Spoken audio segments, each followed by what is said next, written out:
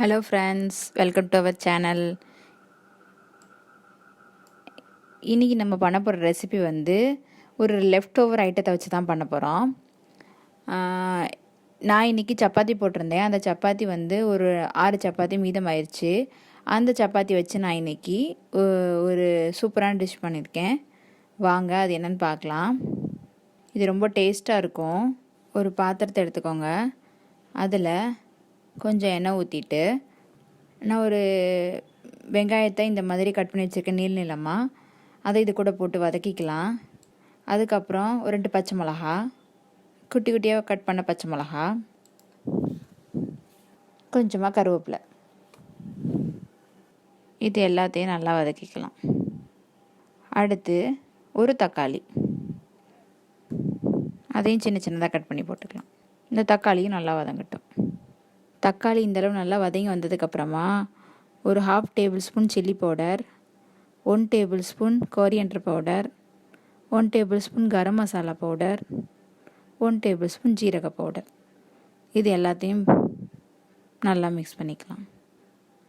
அடுத்து இது எல்லாத்தையும் நம்ம ஒரு சைடில் ஒதுக்கி விட்டுட்டு இந்த சென்டரில் கொஞ்சம் ஆயில் ஊற்றி அதில் 2 முட்டையை உடச்சி ஊற்ற போகிறோம். இந்த முட்டை வந்து நல்லா வெந்ததுக்கு அப்புறமா இந்த ஆனியன் கூட மிக்ஸ் பண்ணிக்கலாம். பாருங்கள், நான் பண்ணுற மாதிரியேவும் பண்ணுங்கள். எக்கு நல்லா வெந்துருச்சு. அதுக்கப்புறம் இதை அந்த ஆனியன் கூட மிக்ஸ் பண்ணி விட்டுக்கலாம். அடுத்து நம்ம எடுத்து வச்சுருக்க அந்த சப்பாத்தியை இந்த மாதிரி குட்டி குட்டி பீசஸாக கட் பண்ணி இந்த எக் மசாலா கூட ஆட் பண்ணிக்கலாம். இந்த சப்பாத்தி நல்லா இந்த எக்கு கூட மிக்ஸ் ஆகட்டும்.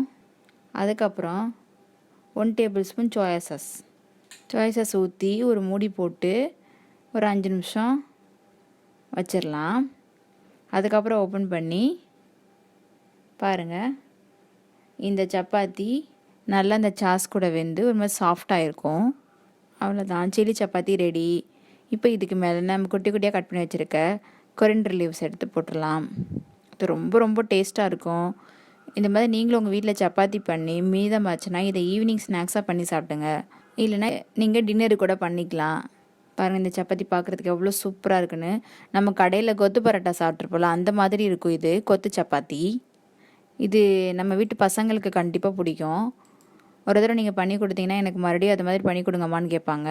அந்தளவு இது டேஸ்ட்டாக இருக்கும். நீங்களும் இதே மாதிரி ட்ரை பண்ணி பாருங்கள். ட்ரை பண்ணி பார்த்துட்டு அது எப்படி இருந்ததுன்னு எங்களுக்கு கமெண்ட் பண்ணுங்கள். மறக்காமல் நம்ம சேனலை சப்ஸ்கிரைப் பண்ணுங்கள். Bye friends.